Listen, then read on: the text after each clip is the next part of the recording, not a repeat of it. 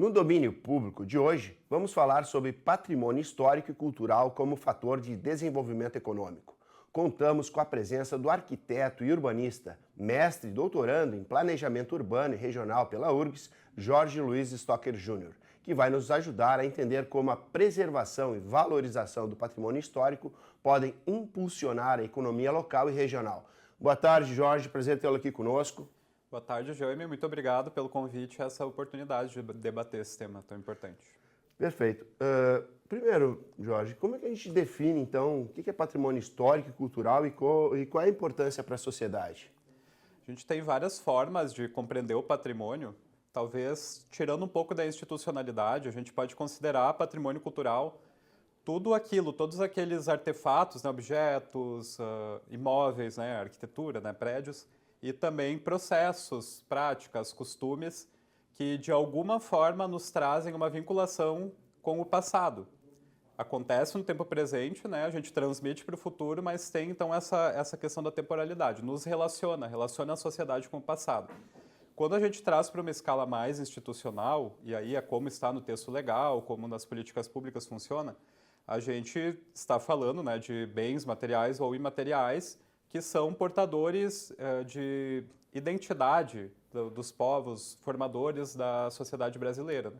Então a gente tem, novamente, edificações, objetos, acervos de museu, paisagens, práticas, né, costumes, crenças, uma série, né, de bens tanto materiais quanto imateriais que trazem essa referência da identidade e, portanto, também aspectos culturais que estão relacionados ao passado. Como dança, por exemplo, gastronomia, essas coisas? Isso, de uma forma bem ampla, todo o panorama cultural, tudo aquilo que a gente recebe, né, das gerações passadas e que faz sentido que a gente transmita para as futuras gerações, pode ser patrimonializado, né? Tudo aquilo que a sociedade atribui um valor cultural, atribui sentidos, né, de permanência para o futuro, pode ser considerado patrimônio cultural. Antes de nós iniciarmos, eu achei que existia uma diferença e tu me fizeste, então, é uma observação sobre a abrangência. Quando antigamente se usava muito patrimônio histórico, e diferenciando ele do patrimônio cultural, embora eles fossem intercambiáveis. Então, qual é o usual hoje? Hoje se considera o campo de conhecimento como patrimônio cultural. E a gente tem algumas categorias, patrimônio material, paisagem cultural. A gente tem uma série de categorias dentro dessa grande mãe. O que se utilizava mais antigamente era o patrimônio histórico e artístico, porque ele dava a denotação de dois valores culturais que ainda estão em cena, né? Ainda são utilizados para a valoração do patrimônio cultural, que seria justamente o valor histórico, né? O valor de documentar o passado, de trazer a partir da materialidade ou da continuidade de práticas e processos essa autenticidade, essa substância autêntica, né, em relação ao passado, um vestígio histórico, né? E o artístico no sentido da criação humana mesmo, né? Desse fruto da criatividade de uma pessoa ou de um grupo de pessoas e o quanto também transmitir, né, registrar, preservar e transmitir isso é importante. O patrimônio cultural, ele engloba os valores históricos, valores artísticos e outros valores também, até mesmo valores afetivos de relação da sociedade com o seu território. Então, o patrimônio cultural, ele não muda, mas ele amplia a abordagem, né? Ele tira dessa polaridade menor, que seria só histórico e artístico, e ele amplia para uma série de valores que a gente consegue enxergar hoje nessas referências culturais. Perfeito. Jorge, como esse patrimônio, então vamos tratá-lo só como patrimônio cultural, ele ajuda no desenvolvimento econômico? Como ele se torna, então, um fator de desenvolvimento econômico para uma sociedade? O patrimônio cultural, ele pode ser um grande fator de desenvolvimento econômico, né? Ele, inclusive, pode ser considerado, a gente tem um dos pensadores da museologia, que é o Huyghes de Varrine, ele considera o patrimônio cultural as raízes do futuro. O patrimônio cultural ele seria o solo fértil onde o desenvolvimento pode florescer. Sim. E aí tem uma série de motivos, né, que a gente poderia listar. A gente começa pelo próprio reconhecimento e coesão da sociedade local, a partir dessas referências. A gente também não pode menosprezar que o processo de desenvolvimento é um processo de transformação e de mudanças.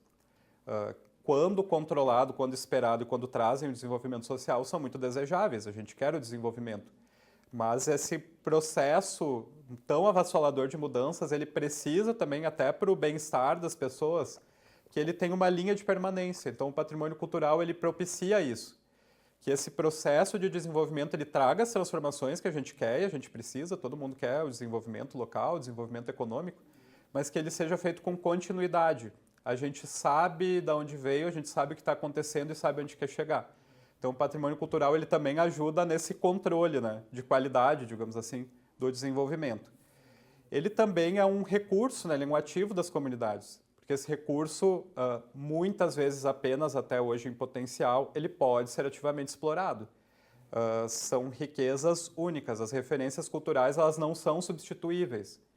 Até no caso das edificações, né, da arquitetura, muitas vezes a gente pensa, reconstrói a hora aí que a gente quiser. E a gente não consegue, né? A gente, claro, consegue reproduzir uma visualidade desses imóveis, uma volumetria desses imóveis, mas eles não vão ser aquele vestígio do passado, aquele documento, né, que nos mostra como moravam, como construíam, qual tecnologia que estava disponível naquele momento, qual conhecimento que estava disponível naquele momento. Materiais também, né? Os Exato. materiais disponíveis para a construção. E aí, nesse sentido, também vem outro grande potencial do patrimônio cultural para o desenvolvimento, é porque ele registra conhecimentos. E isso é muito interessante, porque conhecimentos também não têm preço, né? Conhecimentos também não são resgatáveis uma vez que a gente perde. Então, cada conhecimento construtivo extremamente sofisticado que a gente vê ali, muitas vezes vai demonstrar uma adequação ao clima do local, vai demonstrar uma perícia técnica, vai demonstrar conhecimentos básicos que até hoje a gente aprende na escola, né, que podem ser demonstrados e foram aplicados nessas edificações. Então, a gente tem também essas referências culturais como base para conhecimento. Uma forma de construir telhado, uma forma de construir fundação, de conhecimento do terreno, de saber como a água da chuva escoa, quais espécies vegetais são adequadas, que tipo de madeira local, que tipo de pedra local. Tudo isso está registrado ali no patrimônio cultural também. É uma grande riqueza da sociedade, mas essa riqueza também, para que ela funcione, ela precisa de projetos, ela precisa de coesão, ela precisa realmente de um mínimo de reconhecimento da sociedade e de organização para que tudo isso funcione. Nessas condições, o patrimônio cultural ele consegue fazer esse processo de segurança, né, no desenvolvimento, e, ao mesmo tempo, ele consegue aparecer ali como um ativo que pode ser explorado a partir de empreendimentos, inclusive, que conseguem potencializar o desenvolvimento local. No caso de Novo Hamburgo, né, e região, como que a gente pode desenvolver atividades né, que sejam econômicas, mas que também preservem o patrimônio? A gente recebe hoje, né, um processo de algumas décadas, de um processo gradual de reconhecimento desse patrimônio. Então, hoje a gente não pode dizer que Novo Hamburgo é um grande exemplo de preservação e de desenvolvimento econômico baseado na preservação, mas a gente enxerga esse processo começando. A gente está numa fase de início.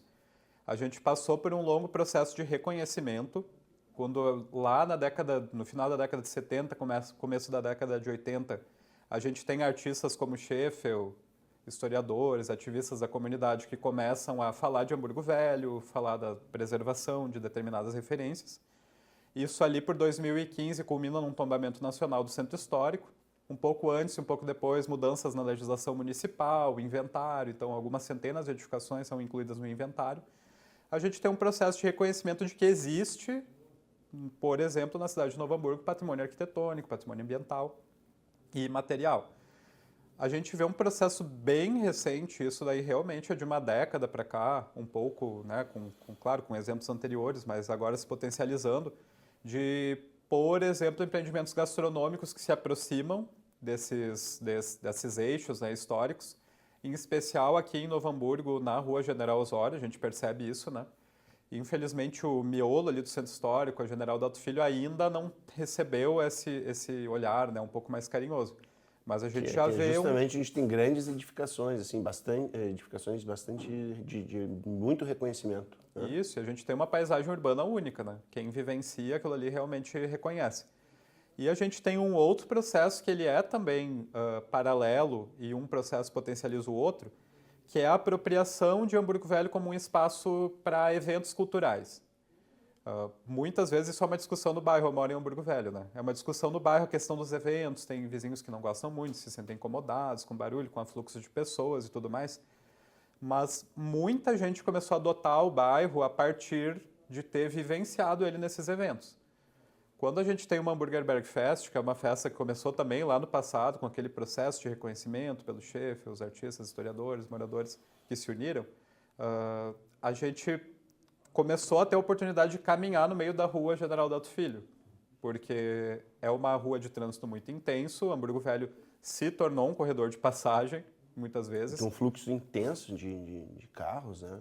Isso até é um fator do esvaziamento daquele espaço, porque ele não é confortável para o pedestre. E quando a gente tem um evento e interrompe aquela rua, e com isso eu não quero dizer que a rua tem que viver interrompida, mas quando a gente tem um evento e interrompe a rua, a gente caminha num ritmo e numa escala de ser humano, e a gente consegue olhar aquele entorno, a gente está no meio da rua, e de um lado tem a Casa da Lira, do outro a Padaria Reis, a Fundação Scheffel, a Casa Schmidt-Presser, e aquele conjunto único, né, de um conjunto urbano da imigração alemã, Novo Hamburgo é extremamente significativo. A gente tem outros eventos que acontecem no bairro, só para dar 2 exemplos, tem o Festejo Hamburgo Velho, na praça ali da Igreja Católica, e o Brick na estação, que acontece lá embaixo, onde existia a antiga estação. Também propiciaram que as pessoas vivenciassem aqueles espaços que basicamente não tinha tanta gente circulando antigamente. Como morador ali de Hamburgo Velho, só para dar um exemplo do impacto, eu já percebo num fim de tarde, até durante a semana, quando tem um pôr do sol bonito, ou especialmente no fim de semana, aquela praça onde acontece o festejo passou a receber mais gente. As pessoas agora lembram, sabem que existe um espaço público bonito, verde, onde eu posso sentar, tomar um chimarrão, tem uma pracinha para criança, posso ver um pôr do sol bonito. Então, esses eventos também já demonstram, né, o quanto a gente consegue atrair pessoas para esses espaços, essas ambiências que são importantes.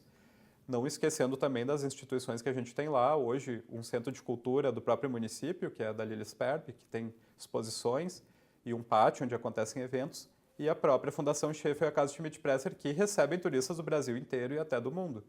Muitas vezes valorizando mais do que nós mesmos que estamos aqui ao lado. Sim.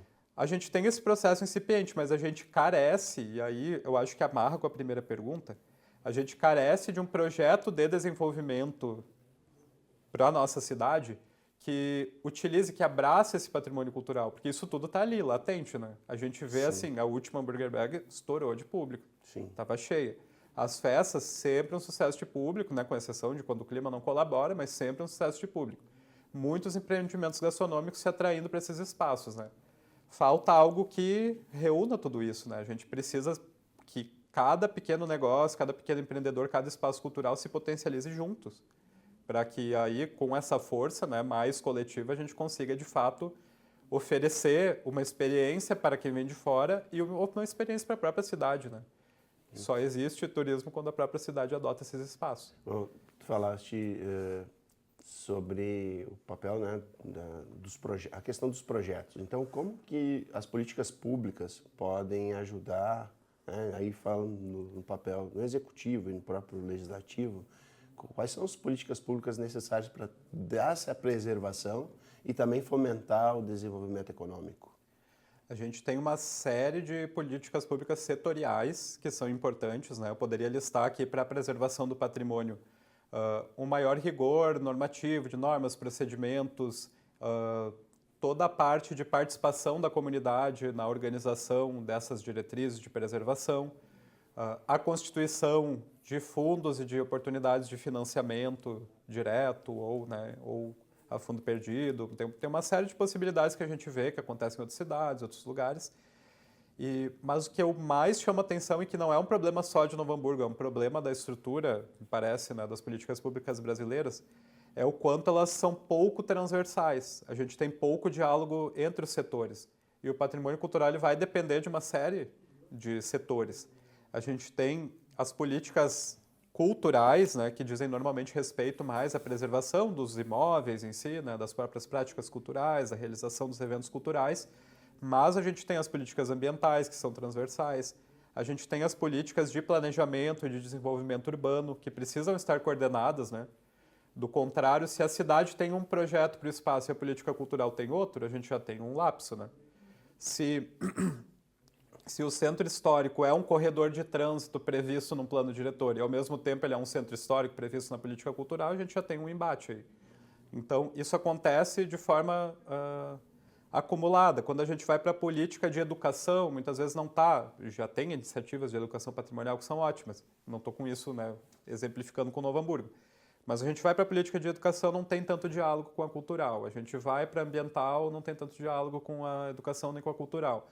A gente vai para o planejamento urbano, ele parece que está em outros segmentos, são outros servidores, outro diretor Isso no nosso meio local. A gente está falando especificamente, então, do caso de Novo Hamburgo. A administração pública parece que diferentes setores não conversam entre si a respeito de uma ideia comum, é isso? Eu acho que Novo Hamburgo reflete essa realidade que é nacional. Só para finalizar, que eu esqueci também, a política de turismo tem isso, né? Uhum. A gente tem aqui em Novo Hamburgo, e eu acho que isso precisa ser reconhecido, em várias frentes muito interessantes de pensar o turismo em Hamburgo Velho, de pensar a preservação do patrimônio em Hamburgo Velho, de pensar a preservação ambiental do Parcão, que fica em Hamburgo Velho, e de educação patrimonial. O que eu, como um agente desse campo, vejo, né, olhando de fora, é que essas iniciativas juntas não se potencializam, porque parece que cada uma delas fala com um público e segmenta essa realidade. Sim, sim. E a realidade objetiva, ela não é segmentada, né? Sim. A gente segmenta para qualificar a política pública, investir, mas a realidade objetiva, ela é holística, né? As coisas acontecem todas ao mesmo tempo.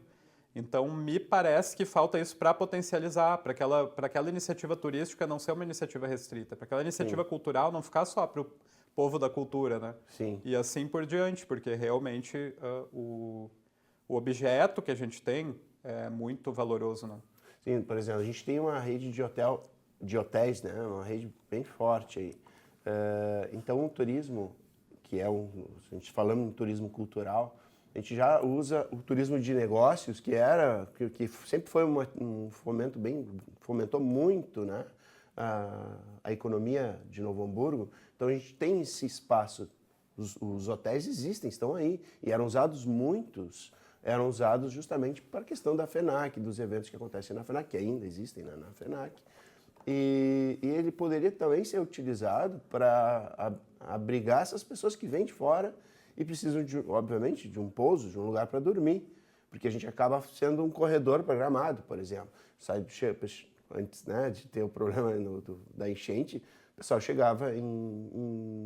chega aqui em Porto Alegre, né, porque isso vai passar, e depois vai para Gramado, sobe a serra. E aqui virou só uma passagem, ou seja, a gente podia ser um ponto também de referência, pelo menos para pegar um dia, né, seria isso, mais ou menos. O turismo ele pode ser fomentado de diferentes formas, não só para o negócio, como também cultural, né?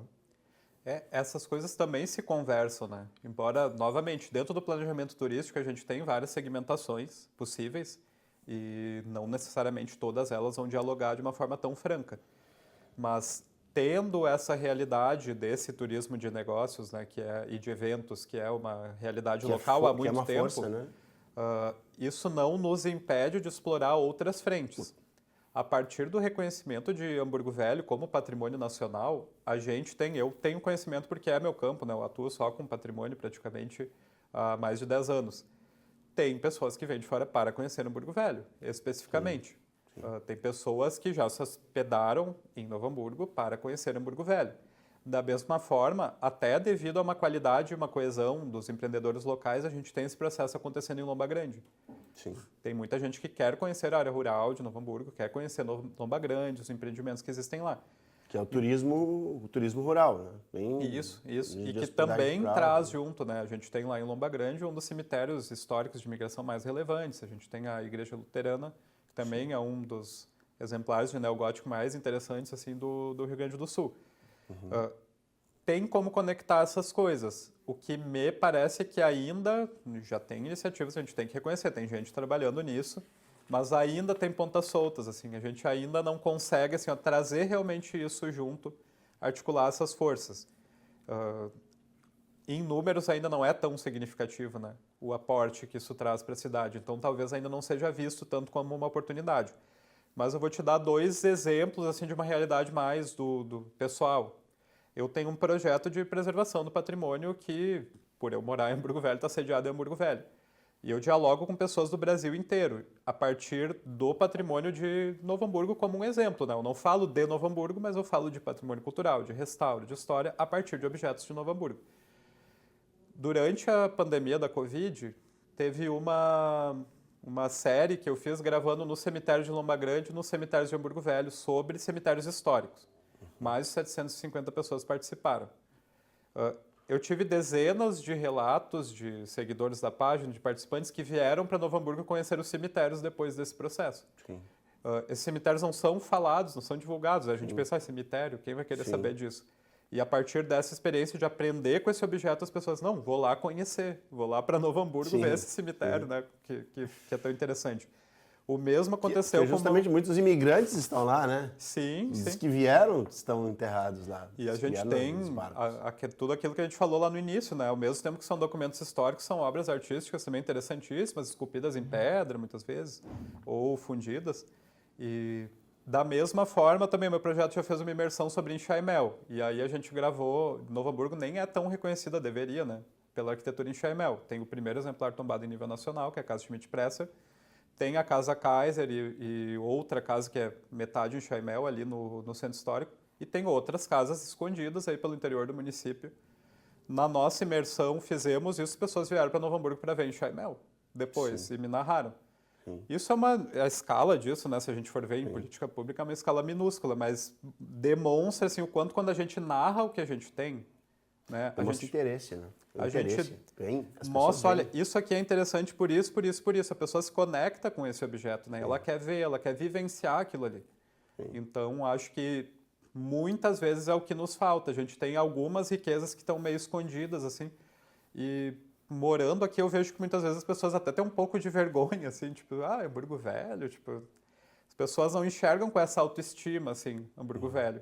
Que quem vem de fora a gente mostra, olha isso, tipo assim, aquele sobrado enxaimel gigantesco, uma coisa que não tem praticamente no Rio Grande do Sul. A Fundação Sheffield é uma coisa de encher os olhos. O acervo da Fundação Sheffield, todo de um artista só, uma coisa de encher os olhos. Esse conjunto urbano, uma coisa de encher os olhos. A relação com o Morro dos Irmãos, com a paisagem, tudo é de encher os olhos. Mas para os locais ali é o lugar de passar, de carro, deixar seu filho na escola. Tu falaste, justamente porque é a região das escolas, né? É eixo de via para as escolas. Tu falaste dos cemitérios. Tem em Linha Nova, a gente está falando da região como um todo, né? Então tem um cemitério de Linha Nova, eu estive 2 vezes em Linha Nova, e me chamou a atenção justamente o cemitério, porque fica no centro da cidade e justamente as lápides, a arquitetura daquele lugar, que é também fantástico, né?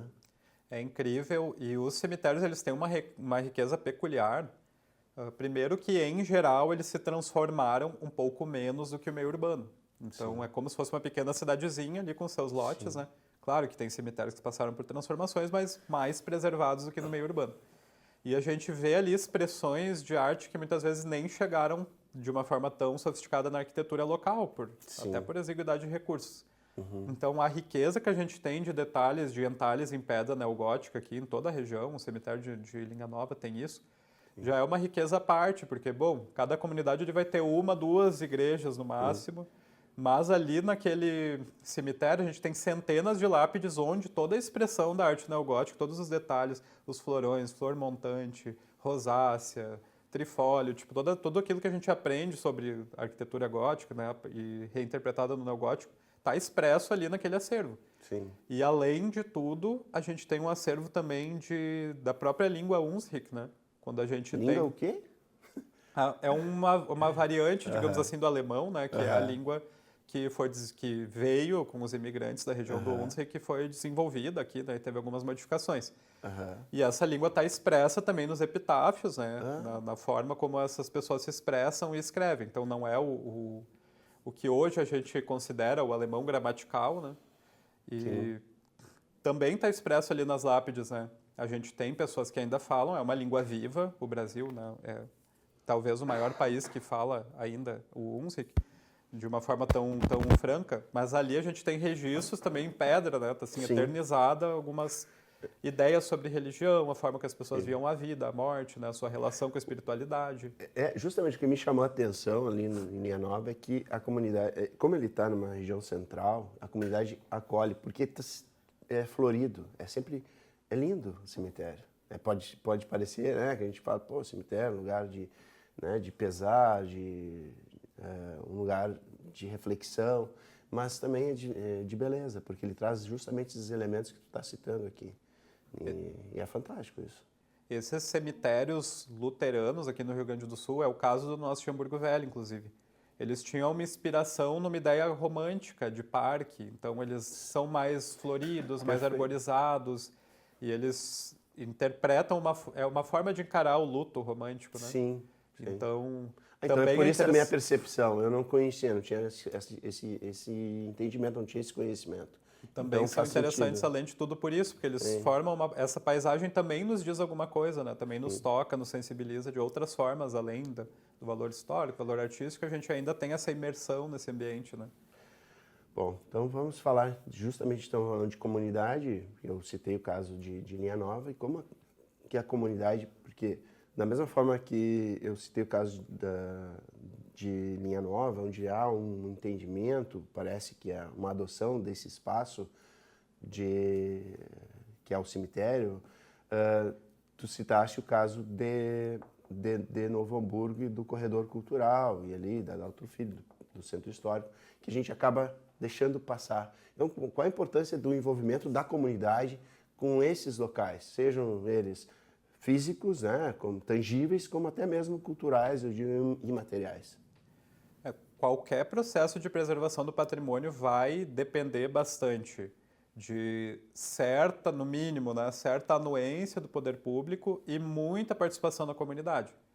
A gente tem referências culturais de todo tipo, né? A gente tem a arquitetura, né, pode ser valorada, a gente pode entender, nossa, um exemplar arquitetônico representativo de tal período, que tem um valor artístico elevado, tudo isso pode estar lá e pode não ser percebido pela comunidade como algo de valor.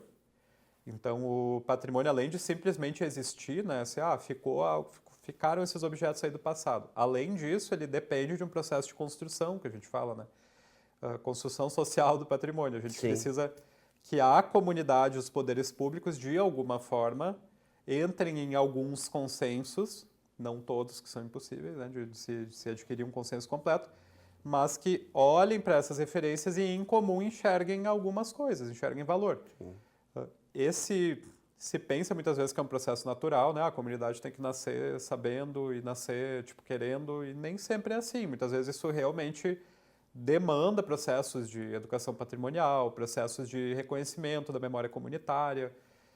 A participação da comunidade é essencial para que aconteça um processo de preservação, mas as pessoas da comunidade conseguirem se entender como parte desse processo, de certa forma, é uma missão do poder público, porque é difícil. Existe uma ruptura, né, histórica que a gente tem. As pessoas não se consideram importantes, muitas vezes. Eu, como arquiteto, trabalho com inventários, né, que é um processo de identificação de quais são os bens culturais que existem no município. E certa vez, no interior aqui de Sapiranga, no município vizinho, a gente visitando uma casa para realizar o inventário, sempre entrevistamos os moradores, né, além de consultar outras fontes. E me chamou muita atenção uma história que a moradora disse: essa casa não tem história nenhuma, nunca morou ninguém importante aqui. E quem morou ali eram os parentes dela, tipo assim, ela descende das pessoas que moraram ali. E aí eu fiquei muito pensativo daquela visita, porque eu pensei, gente, é a família dela e ela não considera importante. E por não ter tido nenhuma figura político-administrativa, ela acha que não é histórica. Tipo assim, a casa não é histórica, não tem história. Uma casa preciosa, assim, a família dela de colonos, pessoas que vieram, trabalharam a terra, são também atores da história, né? São importantes. Sim. E isso me chamou a atenção, assim, como que essa pessoa, né, vai reconhecer. Eu acho que ela, de certa forma, foi ensinada que isso ali não tem valor, né? Então, a gente também precisa instrumentalizar as pessoas para esse processo. Ele não é natural, as pessoas não vão acordar um belo dia sabendo da importância da sua própria história, dos seus próprios objetos, das suas memórias, da sua cidade.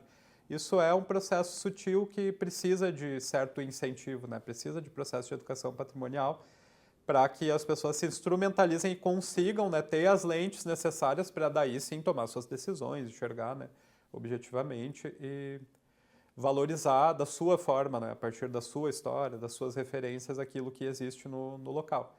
Mas a história me chamou muita atenção, assim, a pessoa dizer que ninguém importante morou ali quando seus avós moraram ali, seus pais moraram ali. E é essa visão do que é importante que a gente precisa trabalhar também, né? E quando a gente fala, por exemplo, a gente cita muito casos de bens materiais e também intangíveis da colonização alemã, mas como faz a integração com os outros povos? Os primeiros que já moravam aqui, que são os povos originários e também o negro. Como é que faz essa integração com as diferentes culturas que habitavam um espaço comum e trazer isso também como relevância para também pensar esse desenvolvimento econômico? Eu acho que é justamente esse olhar de tentar entender como as coisas se integram no Brasil que revela a nossa riqueza.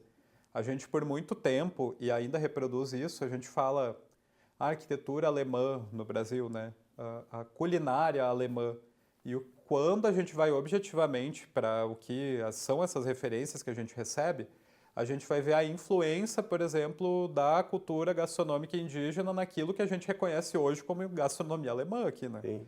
Porque o próprio uso da mandioca, O milho, né? a abóbora, Sim, a gente moranga. e a forma como a gente faz macuca no Brasil não é a cuca alemã. Sim. A riqueza que a gente tem em frutos locais e raízes, né, e outras formas de alimentação é completamente diferente.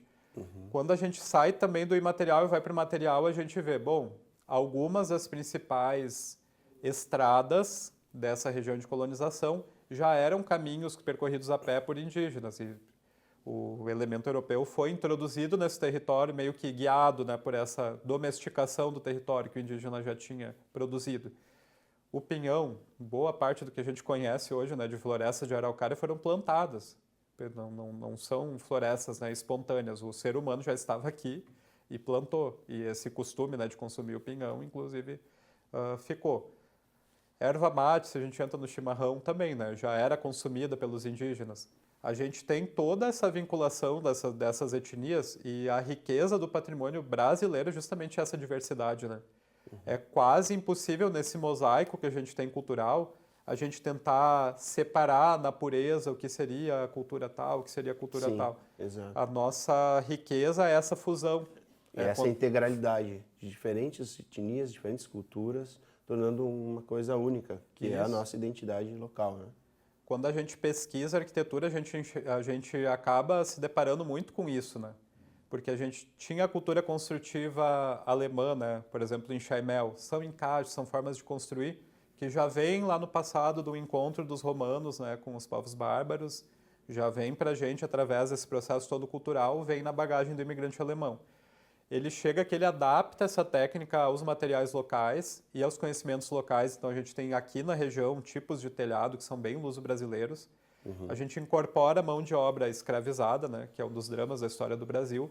Mas essa mão de obra escravizada ela também trouxe seu conhecimento, né? Além de toda a dimensão da dor, a gente tem a dimensão de conhecimento, né, de estima desses construtores que realmente sabiam trabalhar com pedra, sabiam fazer uma construção de uma forma diferente. Argila.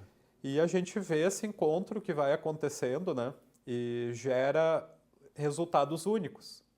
A gente sempre tem uma tendência a querer olhar para os exemplares europeus e encontrar o rebatimento aqui no Brasil, mas o nosso rebatimento ele não é simples assim, ele é mais interessante. Sim. Porque a gente tem esse encontro, outro contexto cultural, outro contexto paisagístico e se encontra essa fusão cultural que existe, né? Com a dor que faz parte desse processo, com os conflitos que fazem parte desse processo, mas a gente tem ali também como reconhecer essa história a partir do que ela deixou, né? Como elementos físicos, materiais e também como costumes, né? Processos vivos. E como a gente vai falando agora, por exemplo, um aspecto negativo, né? A exploração inadequada do patrimônio cultural. Qual é o impacto que ele traz para a sociedade? A gente tem várias formas também de explorar de uma forma inadequada que a gente já observa, não necessariamente apenas em Novo Hamburgo, mas no Brasil. A gente sempre corre o risco de transformar o patrimônio numa caricatura. Eu acho que esse é um risco que a gente precisa sempre estar atento. E aí, quando a gente evoca justamente essa conversa que a gente estava dizendo, aí, A gente faz muito esse discurso assim da pureza, do típico, do original, e a gente muitas vezes corta as relações assim que são um pouco mais pertinentes ao local.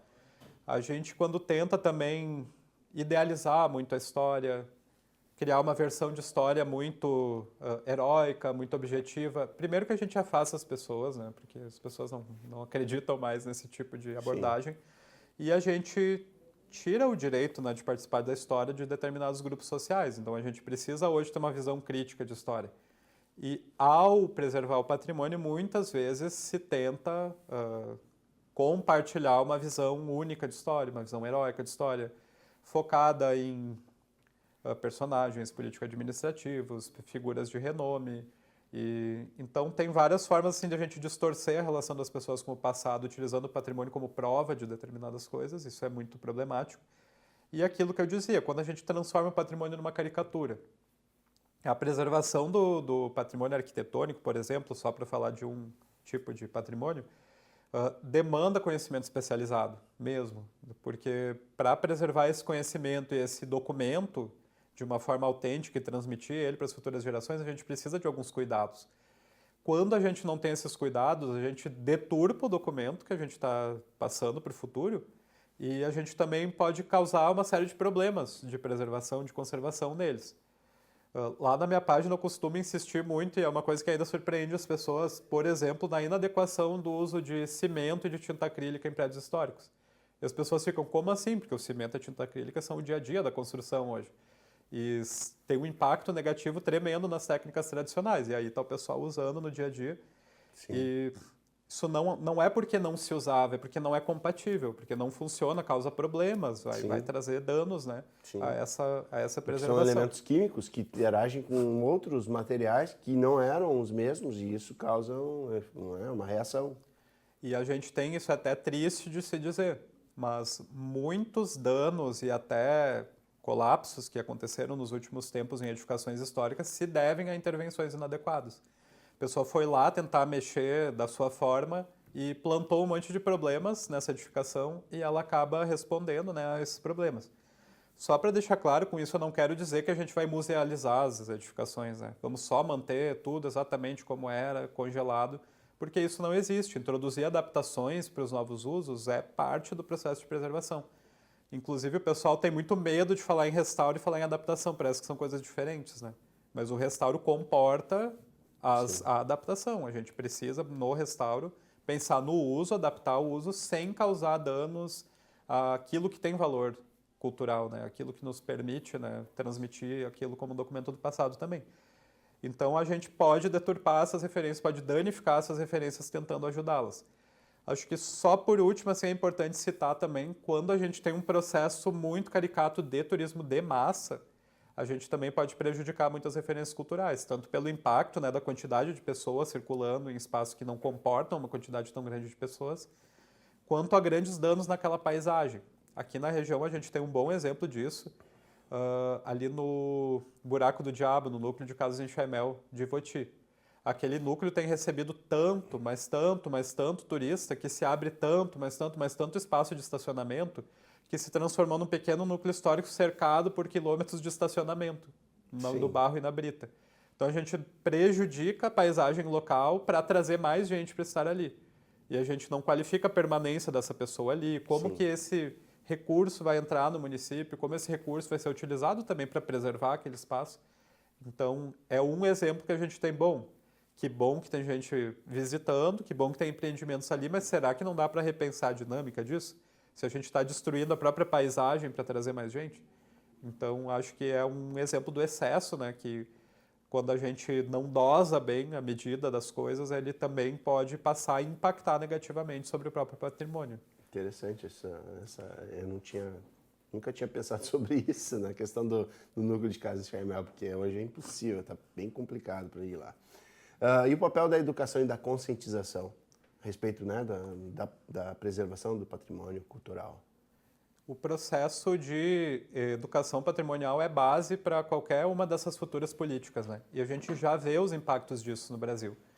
Quando a gente pensa que na década de 80, na região, começaram algumas iniciativas nesse sentido, Olha, a gente nem imagina hoje, mas em Campo Bom, antes do nome Educação Patrimonial existir, teve um processo de educação patrimonial, que foi coordenado pela historiadora Ângela Sperbe, que não por acaso foi uma das incentivadoras ali de Hamburgo Velho, junto com o Schaeffer. A gente teve esses processos, só que, claro, sempre um pouco descontinuados, não são política de Estado, né? Muitas vezes são de governos, então elas vão passando.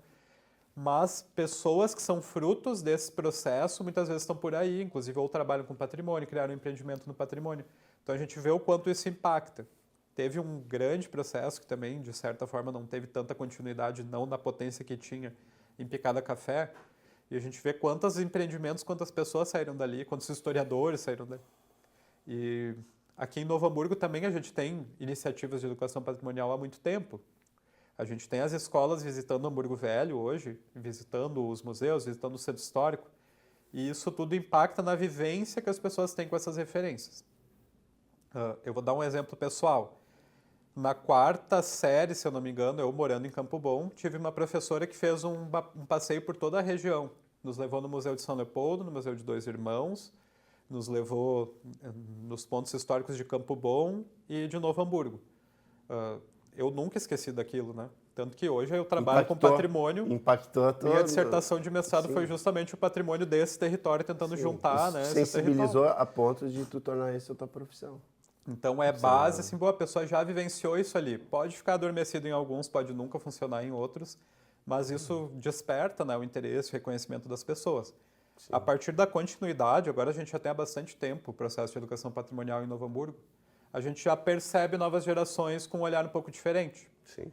E a gente consegue fazer um paralelo do impacto disso olhando para a política ambiental, porque a educação ambiental já está transversalizada há muito tempo nos currículos escolares ou nas próprias produções da mídia, a gente vê, né, a educação ambiental o tempo inteiro, e a gente já tem boa parte da população sensibilizada e isso já impacta positivamente em decisões, inclusive individuais.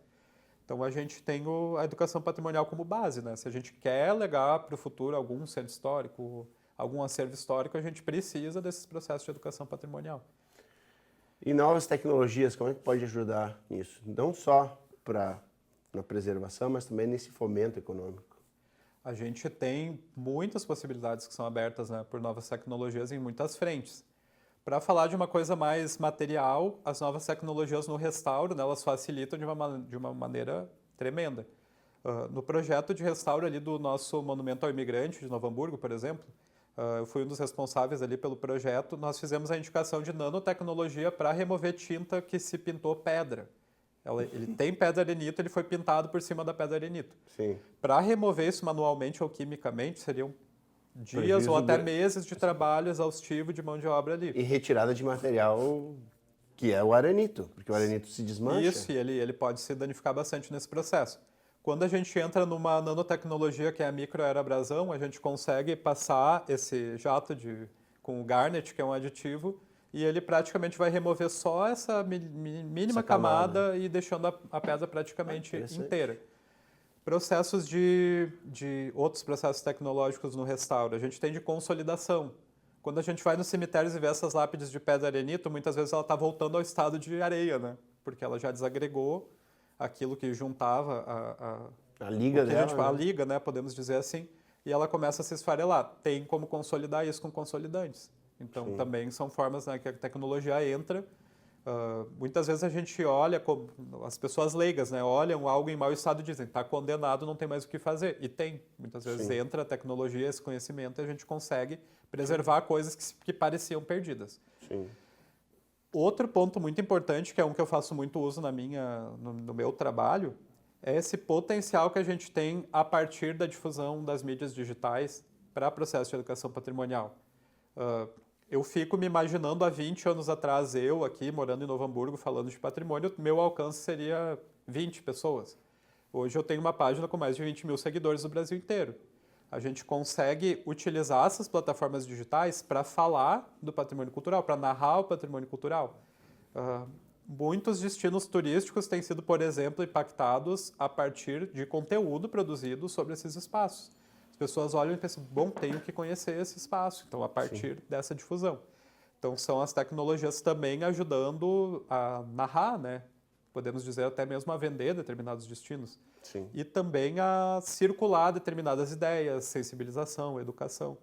Então, tem várias formas, desde a preservação de objetos, né, de uma forma mais tangível, até como a gente comunica esses objetos, a tecnologia ela entra de uma forma a potencializar, alcançar mais pessoas e sensibilizar mais pessoas. Só um último exemplo, uma coisa é visitar um espaço. Outra coisa é visitar o espaço com uma mediação tecnológica que me demonstre como ele era no passado e eu consigo ao mesmo tempo ver uma paisagem ou um objeto como ele é hoje e visualizar como ele foi no passado ao longo do tempo. Tudo isso enriquece a experiência de uma pessoa com o patrimônio e aprofunda a relação dela, né? Então as tecnologias estão aí para serem utilizadas. Jorge, e o que é o projeto Campanário? O projeto Campanário é hoje a minha vida, né? Praticamente, embora eu faça outras coisas também da minha vida, o Campanário está sempre na frente. É um projeto que surgiu em plena pandemia. Eu já vinha atuando com patrimônio, me senti muito isolado, morando em Hamburgo Velho. Sim. E senti falta de conversar com as pessoas, de educar e também de aprender com as pessoas sobre patrimônio. Comecei a circular pelas ruas de Hamburgo Velho, fazer posts, fazer stories sobre restauro, sobre técnicas de conservação, sobre história da arquitetura, elementos arquitetônicos. E esse projeto ele acabou crescendo, né? E hoje ele é praticamente uma plataforma de educação patrimonial, de capacitação para práticas do patrimônio e de sensibilização. Então ali a gente circula tanto conteúdo sobre história da arquitetura, tipos de técnicas construtivas, estilos, o que significa cada elemento decorativo, tudo isso a gente entra ali em alguma maneira. E reflexão sobre restauro, tanto técnica quanto teoria, e também sobre patrimônio como um todo. Essa temática que a gente debateu aqui está todo dia sendo debatida lá. E eu percebi assim, a potência disso, porque são temas e discussões que acontecem em ambientes muito restritos. É lá no programa de pós-graduação em patrimônio que as pessoas estão discutindo isso. É lá dentro do órgão de preservação, do Conselho de Patrimônio. Isso tudo é muito restrito. A partir dali, eu recebo feedback de muitos seguidores, né, no Instagram, por exemplo, que é a nossa principal frente, que o projeto Campanário faz o patrimônio participar da vida delas. Porque todo dia tem uma discussão nova e a pessoa, olha, patrimônio, tipo assim, é uma forma de ter também as discussões do patrimônio no seu dia a dia. Então, é um projeto que eu tenho realizado, ele se sustenta a partir de projetos culturais, de cursos, né, que são comercializados. Muitos cursos também são gratuitos. E hoje a minha principal frente justamente pelo impacto que eu vejo positivo, tanto na qualificação dos trabalhos dos profissionais que se capacitam, quanto na sensibilização de pessoas que muitas vezes estranhavam o patrimônio cultural e passam a ver interesse nisso, como, por exemplo, nos próprios cemitérios. A gente teve donas de casa que participaram, de Minas Gerais, participaram do processo de educação sobre cemitérios e que mandaram relatos e fotos do cemitério da sua comunidade, que passaram a enxergar aquele espaço com outros olhos. Sim. Então é uma apropriação, né, desse espaço. Exato. Então é um grande carinho que eu tenho hoje Sim. também por esse projeto. Ele representa muito assim, o que eu colhi dessa história de vida com o patrimônio e o que eu posso também passar para as outras pessoas. E como as pessoas podem ter acesso a esse projeto? É só seguir o Campanário em todas as redes sociais. A gente está no Instagram, no YouTube, no Facebook e no TikTok também com um pouco menor frequência. A linha de frente é o Instagram mesmo. Só procurar o Campanário, né? O Campanário. E conversamos por lá. Tem bastante assunto aí para seguirmos. Abro espaço agora para as tuas considerações finais.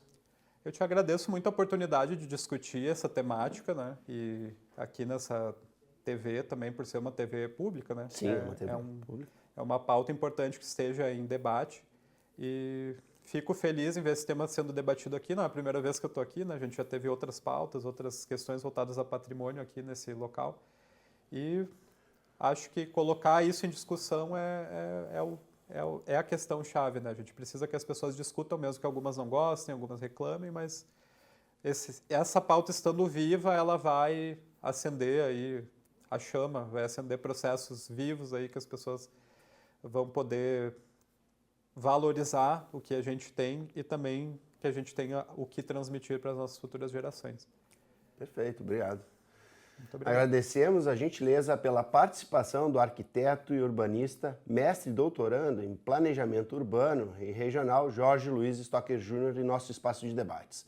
Este programa é retransmitido em nossa grade de programação. Além disso, você pode acompanhar este e outros programas da TV Câmara em nosso canal no YouTube e na página do Facebook. Até o próximo encontro.